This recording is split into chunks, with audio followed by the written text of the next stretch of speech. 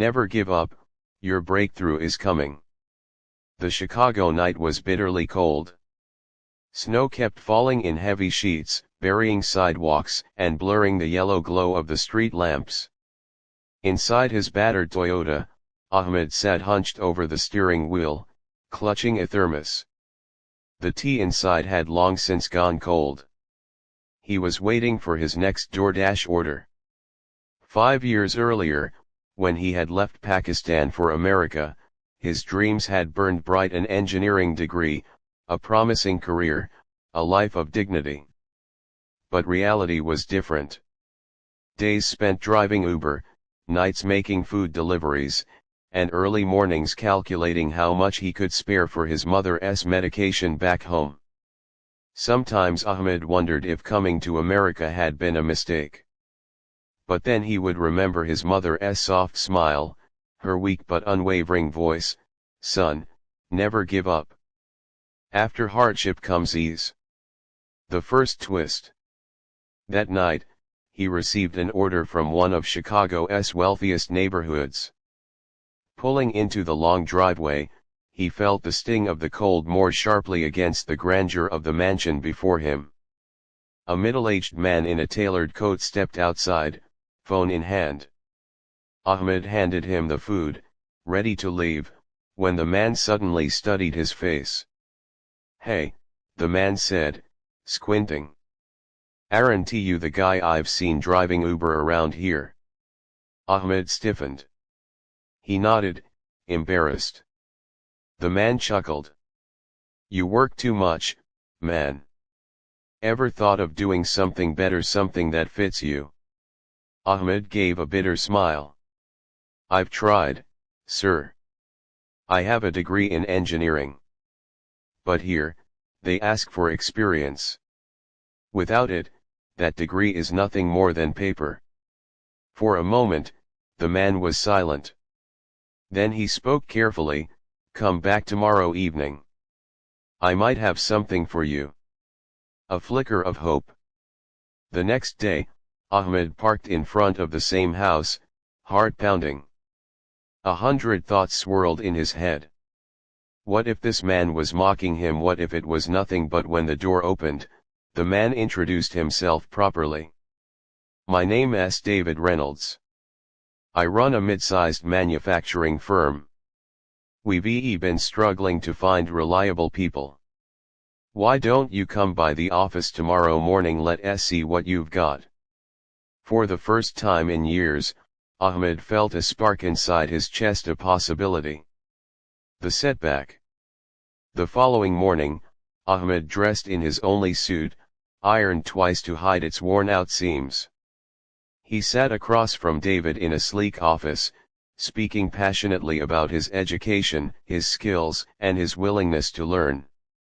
David listened intently, nodding, then finally leaned back. "You're talented," he said. "But we've had layoffs. We don't exactly have the budget for a full-time engineer right now." Ahmed's stomach dropped. "But," David continued, "there's an internship. Low pay, long hours. No guarantees. You'd basically be starting from zero again." The words hit like ice. An internship? At 32, after years of sacrifices, humiliation, sleepless nights. It felt like failure, not opportunity. That night, alone in his apartment, Ahmed broke down. He stared at his phone, at his mother's last text, "Don't lose hope, my son. Your breakthrough will come." Tears blurred the screen. He wanted to quit. To pack up, fly home, and accept defeat. But then he remembered the snowstorm nights, the endless hours behind the wheel, the voice inside him that whispered he hadn't come this far just to give up. With trembling hands, he texted David, "I'll take it." The struggle. The internship was brutal. Ahmed worked 12-hour shifts, often unpaid overtime, absorbing everything like a sponge. Some younger employees mocked his accent, his age, his desperate eagerness. He swallowed the humiliation, focusing only on learning. At night, he still drove Uber to survive. Sleep became a luxury. But every time exhaustion tempted him to quit, he replayed his mother's voice in his head. Months passed. Slowly, the tides began to shift. Ahmed solved technical problems others had failed to fix. He suggested improvements on a production line that saved the company thousands. People began to notice. One evening, as he was about to leave, David called him into the office. The breakthrough.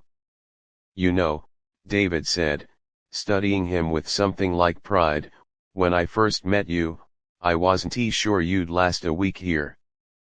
But you've proved me wrong. The board approved a new project, and we need someone to lead the design team. Ahmed's breath caught.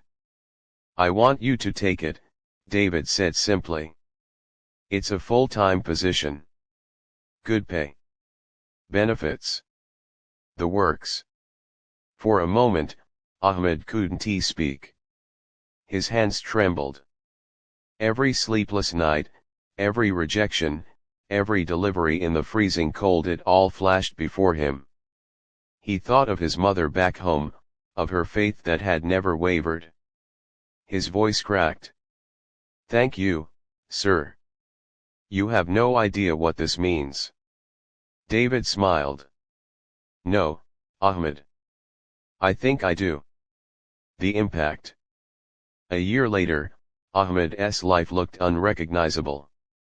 He had moved into a modest but warm apartment, sent enough money home for his mother's treatment, and even enrolled in evening classes to sharpen his skills further.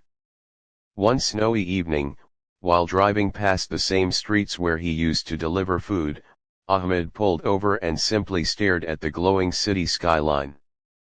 He remembered the nights when all he had was exhaustion and despair. He whispered to himself, almost like a prayer, never give up. Your breakthrough is coming.